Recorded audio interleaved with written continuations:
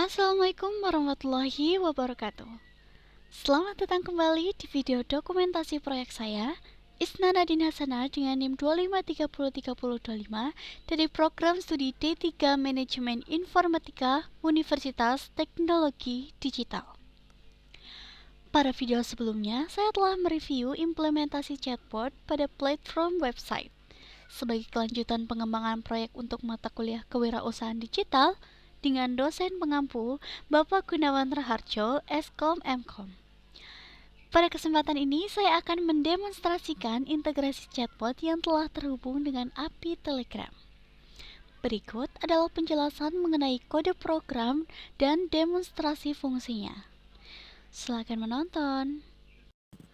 Oke, jadi ini adalah tampilan awal dari aplikasi Visual Studio Code. Nah, saya akan menjelaskan satu persatu file yang saya gunakan untuk membuat chatbot yang terintegrasi dengan API Telegram. Nah, yang pertama ini adalah file runbot.bat. Ini adalah file batch script yang berfungsi sebagai tombol on-off otomatis. Ibarat sebuah mobil, kalau kamu ingin menyalakan mesin, kamu tidak perlu membuka kap mobil dan menyambungkan kabel satu persatu.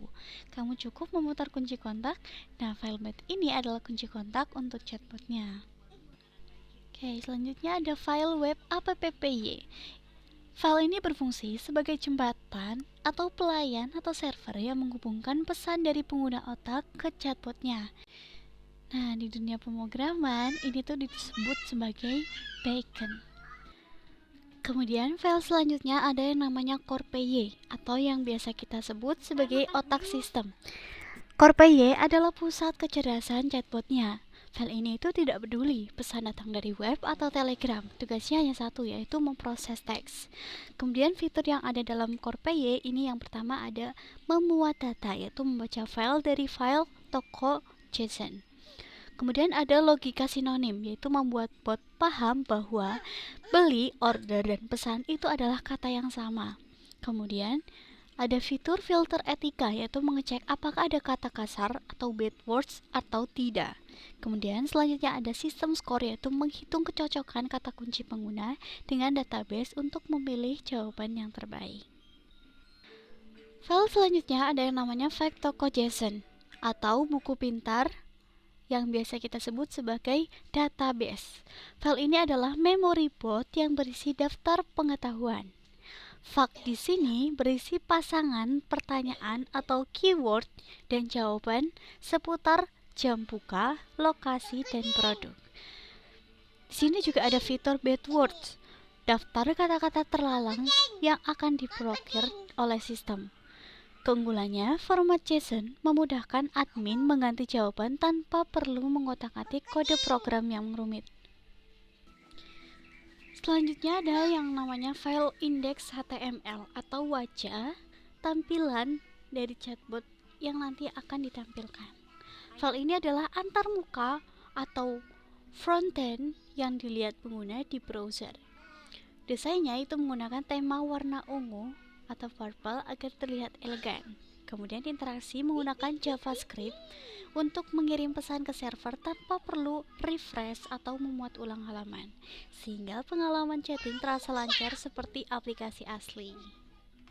Nah, yang terakhir ada file yang namanya telegram.py atau yang biasa disebut sebagai agen Telegram. File ini adalah penghubung antara aplikasi Telegram dengan otak bot atau Core.py dengan menggunakan token API untuk login ke server Telegram.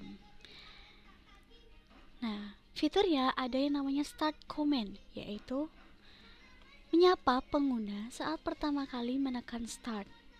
Kemudian ada penyampaian pesan saat ada chat masuk ke Telegram. File ini bertanya ke Core.py, lalu meneruskannya kembali ke pengguna Telegram. Setelah seluruh konfigurasi kode program dan token API terintegrasi dengan baik, langkah selanjutnya adalah mengaktifkan layanan chatbot pada platform Telegram dengan mengetikkan kode Python telegram.py di terminalnya, yang nantinya Telegram bot ini akan mulai bisa digunakan. Nah, oke, sekarang kita masuk untuk mengecek apakah Telegram ini sudah mulai bisa digunakan.